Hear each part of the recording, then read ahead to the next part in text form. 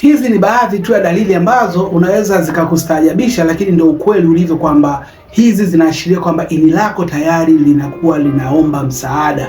Ukiwa na tatizo la kuwa unachoka mara kwa mara, hujafanya kazi lakini unachoka, unaamka ukiwa umechoka sana, hiyo ni dalili kwamba ini lako linahitaji msaada. Lakini pia ukiwa na ngozi ambayo inakuwa na yani ina madoadoa, ina chunusi nyingi ambazo haziishi, umejaribu kila dawa lakini bado hazitoki, hii inamaanisha kwamba inawezekana ini lako linaomba msaada wa wewe kuweza kulisaidia kusafisha sumu ambazo ziko ndani ya mwili wako. Lakini pia kwa wale watu ambao wanakuwa hawapati usingizi, anapanda kitandani saa 4 lakini mpaka saa 8 usiku hapati kabisa usingizi, hii pia ni dalili ya kuonyesha kwamba ini lako linahitaji msaada. Lakini kitu kingine ni kipi? Kitu kingine ni kwamba unakuwa na harufu mbaya ya jasho lako linakuwa linatoa sana harufu, kinywa chako kinakuwa kinatoa sana harufu, hiyo pia ni dalili ambayo inaonyesha kwamba ini lako linahitaji msaada. Kingine ni kwamba unajaribu kupungua lakini hupungui, unafanya mazoezi, unajinyima chakula lakini bado ni mnene, kilo ni nyingi, unajaribu kila aina ya dawa lakini bado hupungui.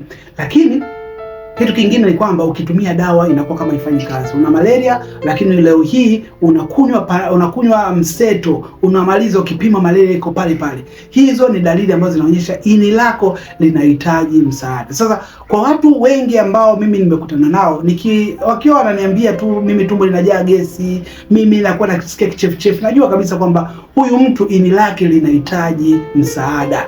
Kwa hiyo ni jukumu letu la kila mmoja kwamba kuhakikisha kwamba tunalisaidia ini letu liweze kufanya kazi yake vizuri, ikiwemo kazi ya kutoa sumu, kwa sababu sumu hizi tunaziingiza kila siku, tofauti na watu wa zamani. Leo hii kila mtu anaingiza sumu kila siku, mafuta unayopaka, vyakula unavyokula, vinywaji unavyokunywa, sigara unayovuta, sijui hizi shisha, sijui nini, kila siku unaingiza millions ya sumu. Lakini sasa wewe sio mtu ambaye unakula mboga, wewe sio mtu ambaye unakunywa maji ya kutosha, wewe sio mtu ambaye unapata usingizi wa kutosha, wewe yani una vitu vingi ambavyo hivyo vitu vinasababisha sumu zizidi kubaki katika ini lako. Kwa hiyo ni muhimu sana jamani, tujitahidi kutoa sumu. Sasa kama hujui jinsi gani kutoa sumu, chukua namba yangu hapo bio, nipigie niweze kukupa program nzuri ambayo imekuwa inawasaidia watu wengi kutoa sumu kila baada ya miezi 2 au 3 kuisaidia ini lao. Lakini pia hii program pia itakusaidia katika uwezo wa ubongo wako, lakini pia itakusaidia kuondoa cholesterol ambazo zimezidi katika mwili wako, na hivyo itasaidia ini sasa lifanye kazi vizuri ipasavyo. Chukua namba yangu bio, nipigie niweze kusaidia.